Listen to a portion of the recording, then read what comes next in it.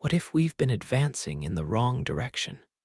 What if progress, at least the kind we glorify, has quietly pulled us further away from what really matters? We have technology that moves faster than thought, global access to knowledge, and the ability to reach anyone, anywhere, instantly. But we've never felt more fragmented, more anxious, more lost. What if the future we crave actually depends on something buried in the past? Because hidden beneath the noise of modern life lies an ancient current of wisdom, a silent thread running through the teachings of sages, mystics, and philosophers, who, without smartphones or satellites, understood something far more valuable: how to live, not just how to survive or succeed or appear powerful, but how to live with clarity, with depth, with meaning. And today, right now, that kind of wisdom isn't just helpful, it's vital, because we've traded truth for trends, wisdom for speed, presence for productivity, and somewhere along the way, we've forgotten how to be fully alive. Ancient wisdom calls us back, not to the past, but to the present, to ourselves, to what we are beneath all the layers of conditioning. It doesn't shout. It doesn't demand attention. It waits for those willing to listen. In the temples of Kemet, in the silence of Buddhist caves, in the quiet reflections of Greek philosophers and Vedic sages, there was one common thread: the mastery of the inner world. Not to control others, but to understand the self. To live in harmony with nature, with truth, and with something greater than the self. Contrast that with today's culture, where we chase every external metric of success, but rarely stop to ask, who is the one doing the chasing? Ancient teachings begin where modern culture ends, at the still point, where your attention returns from the screen to your soul. And maybe that's why they feel so powerful now, not because they are new, but because we are finally ready to hear them again. In ancient Greece, Socrates believed that all wisdom begins in knowing that you know nothing. This wasn't weakness, it was strength. The strength to see clearly, beyond illusion, beyond pride, beyond performance. Imagine how different your inner world might be if your thoughts were shaped by that kind of honesty. In India, sages spoke of Maya, the illusion of the material world. They understood that reality, as we perceive it, is a kind of dream shaped by our beliefs and desires. True awakening wasn't about gaining more, it was about letting go. What happens when a society built on consumption forgets how to be still? It spins, faster and faster, and the soul becomes dizzy. That's where ancient wisdom becomes medicine, not a cure-all, but a compass. The Stoics believed that control was an illusion, except in one area: how you respond to life. You can't stop the storms, but you can train your mind to remain calm, to choose virtue over comfort, to build character instead of craving. That message has never been more urgent. Because we live in a time of constant stimulus, endless choice, and superficial pleasure. But deep resilience is vanishing. Our nervous systems are overloaded. Our identities are fragile. And many of us are quietly drowning in the noise. The solution isn't more information, it's integration. The kind that only comes from going inward. And this is where ancient wisdom becomes revolutionary. In Taoism, the highest form of intelligence was not intellect, it was alignment with the flow of nature. They called it wu-wei, effortless action. Moving like water, bending without breaking, strong without force. The Taoist sage wasn't the one with the most control, but the one with the most surrender. Now think about how we're taught to live today. Push harder. Move faster. Dominate or fall behind. No wonder we're exhausted. But you're not here to win a race. You're here to remember the truth of who you are beneath the race entirely. Ancient traditions weren't obsessed with status. They were obsessed with the soul, with how to purify it, strengthen it, awaken it. And that process didn't begin outside.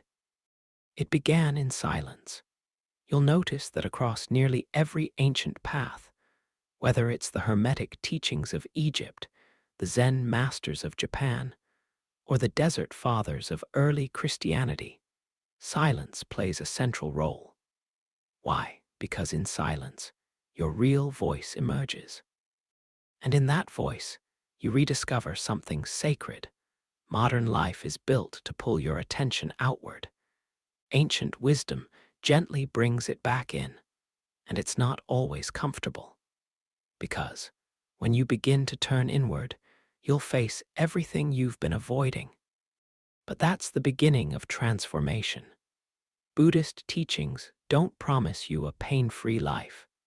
They offer a different kind of freedom, the end of unnecessary suffering, to see thoughts as passing clouds, to sit with emotion without becoming it, to meet the present moment without resistance.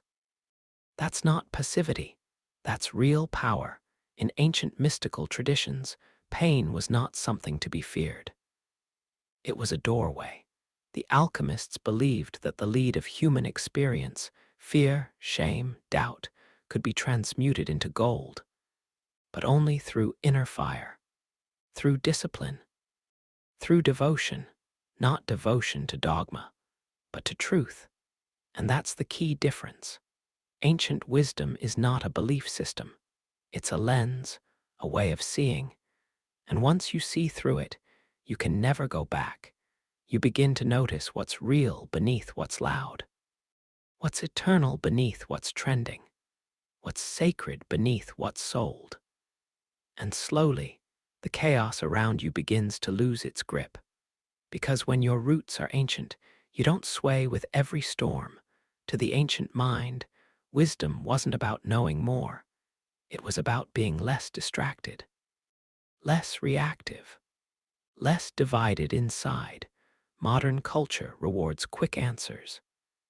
But the ancients trained themselves to sit in the unknown because they knew that true understanding ripens in silence, not speed. They didn't ask, "How can I get what I want quickly?" They asked, "What is truly worth wanting?" And that question, it changes everything. In today's world, we're overwhelmed with options. But that abundance often leads to paralysis, not peace. We scroll through endless choices, yet feel empty when it's over. Ancient wisdom, by contrast, is subtractive. It simplifies. It clears space. It teaches you to stop grasping at everything and start aligning with what already belongs to you. The Hermeticists had a principle. As within, so without. Your outer reality is a mirror of your inner state. This isn't metaphor, it's law. And once you understand that, blame loses its appeal. You stop trying to control the external and start mastering the internal. Because the moment your perception shifts, your world does too. And this is where ancient teachings become almost dangerous to the modern system. Because they give power back to the individual. You no longer need to be endlessly entertained. You don't seek approval in hollow places. You stop being a consumer of life and become a creator of it. But to reach that point, you must first pause. Step outside the machinery of modern conditioning and ask, what beliefs have I inherited that no longer serve me? Who benefits from my distraction? When did I last feel truly present, even for a moment? These are revolutionary questions, not because they cause rebellion, but because they birth sovereignty. The mystics knew this, which is why they taught in paradox, in riddles, in silence. Not to confuse, but to bypass the thinking mind and speak directly to the soul. They understood something science is only beginning to admit, that the conscious mind is not the king, it's the servant. And that true change begins not in thought, but in vibration. Yes, vibration. In ancient India, it was called prana. In Egypt, it was heka. In China, kai. In early Christianity, spiritus, energy, breath, life force. Today, we may dismiss these as poetic metaphors, but the ancients worked with them directly. They didn't just talk about energy. They moved it, directed it, stored it, expanded it, and when your energy is clean, your mind becomes clear. When your energy is aligned, your path becomes visible. This is why so many ancient practices began with the body, not because they were primitive, but because they were holistic. They understood the body as a vessel for consciousness, a temple that reflects the state of the soul. Contrast that with today's world where we're disconnected from our own rhythms. We sleep with glowing screens, eat on autopilot, and numb ourselves from sensation. We seek stimulation, but avoid presence. But you can't access ancient wisdom from a scattered state. You must return. To breathe, to posture, to attention. And slowly, the wisdom reveals itself, not as information, but as direct knowing. This is what the mystics called gnosis, not learning about truth, but becoming intimate with it, and it always begins within. Even the oldest spiritual maps describe the journey inward as a descent before it becomes an ascent. First, you confront the layers of false identity, the ego masks, the survival strategies, the inherited beliefs. Then, through that fire of awareness, you emerge lighter, clearer, real. This inner journey is the root of all true transformation, but it's not marketed. It doesn't go viral because it requires everything the modern mind resists: patience, honesty, surrender. And yet, once you taste it, you never go back because you realize that peace isn't something you find. It's something you remember. And suddenly, the most ordinary moment becomes sacred: a breath, a glance, a walk in silence. You begin to hear life again, not as background noise, but as a symphony, not as chaos, but as a conversation. Because ancient wisdom doesn't just change your thinking, it reorders your perception of reality itself. Suddenly, everything you dismissed as coincidence begins to feel like synchronicity. You notice symbols, numbers, dreams. Your intuition sharpens. Your reactions slow down. Your inner world stabilizes, and with it, the outer world softens. This isn't magic. It's alignment, and the ancients knew.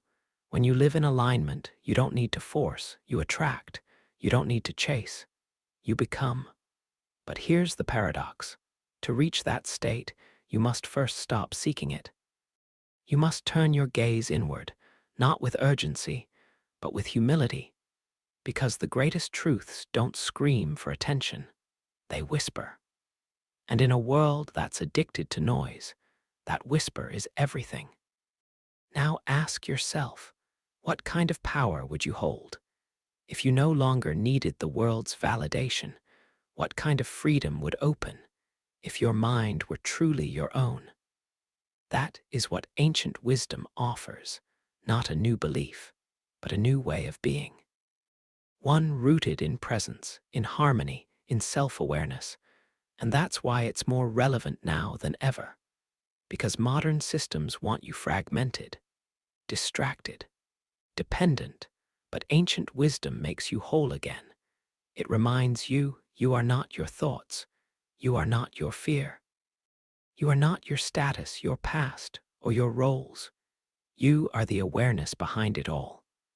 And when you live from that place, you don't need to fix the world. You radiate into it, like the sun, silent, constant, transformative.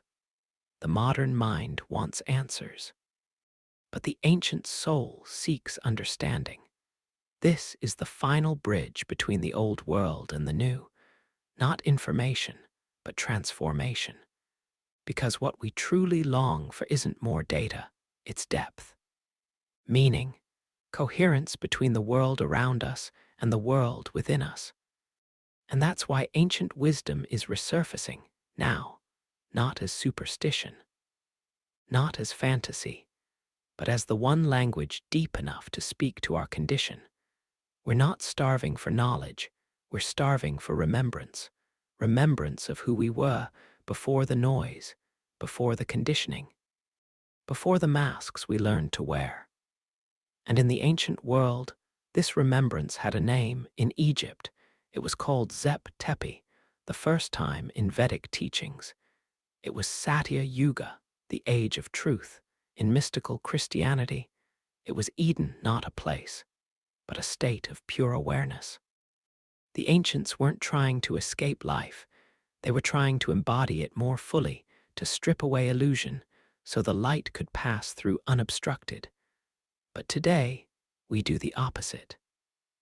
We add more layers, more goals, more filters, and wonder why we feel so far from ourselves. Ancient wisdom, like a mirror, invites us to subtract, to simplify, to sit in silence until what's true begins to surface on its own. And what surfaces is often surprising. Not a new identity, but the absence of identity. Not a louder self, but a quieter presence. You begin to notice what no one teaches in school. That wisdom doesn't make you feel more important. It makes you feel more connected to the earth, to breathe, to others, to the invisible current moving through all things.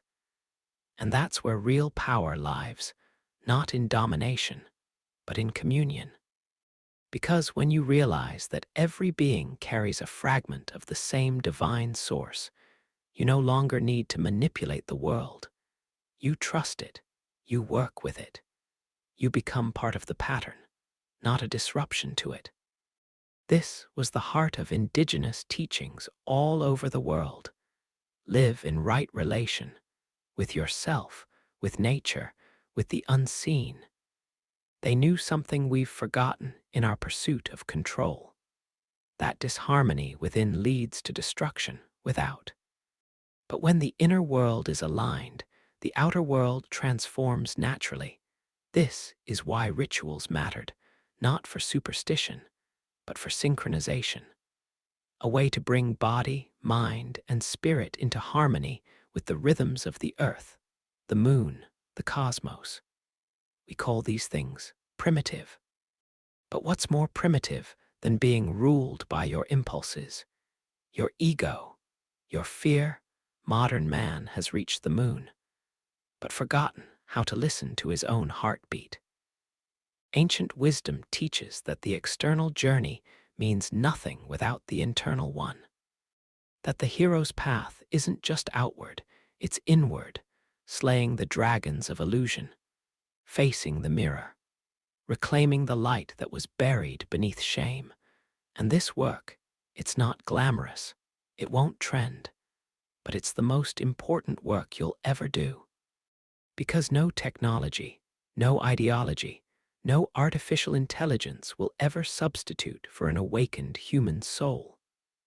And that's what this world needs now, not more clever minds, but more conscious hearts. It doesn't matter how advanced our cities become, how fast our machines evolve. If we forget how to love, how to listen, how to live from truth instead of fear, then all our progress is just motion without direction. So the question becomes, in the midst of all this noise, how do you return to wisdom? The answer, as always, is simple, but not easy. You slow down. You pay attention. You question the stories you've inherited. You create space for silence, for stillness, for the sacred to re-enter your life. You let go of the addiction to urgency and rediscover the art of presence. And you start small.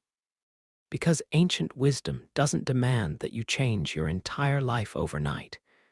It asks you to begin where you are, with your next breath, your next thought, your next choice. That's where the world shifts, the Buddha said. If you want to know the past, look at your present. If you want to know your future, look at your present. Everything begins here. Now, this is the power ancient teachers carried, not because they had superpowers, but because they lived with awareness. They lived on purpose. And so can you. The Stoics sat with discomfort instead of avoiding it. The Taoists flowed with life instead of resisting it. The mystics surrendered their ego instead of feeding it. And each of them, in their own way, touched a freedom that can't be bought, sold, or manufactured. That freedom is still available, not in some hidden temple, not in a distant lifetime, but right here, behind your next moment of clarity. You don't need to escape the modern world to remember ancient truth.